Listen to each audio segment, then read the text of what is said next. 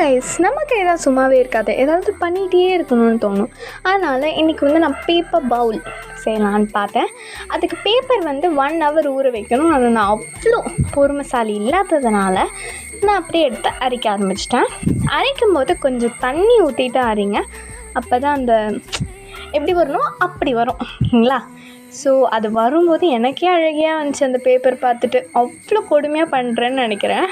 அப்புறம் தண்ணியெல்லாம் squeeze out பண்ணிட்டு அந்த பேப்பர் மட்டும் போடணும். அதுக்குள்ளே ஃபெவிகம் எந்த கம் வேணாலும் நீங்கள் போர் பண்ணணும் ஓகேங்களா.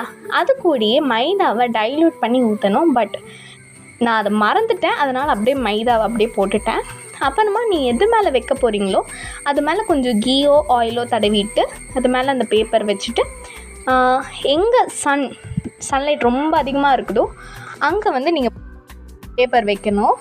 அவ்வளோதான். பாய்.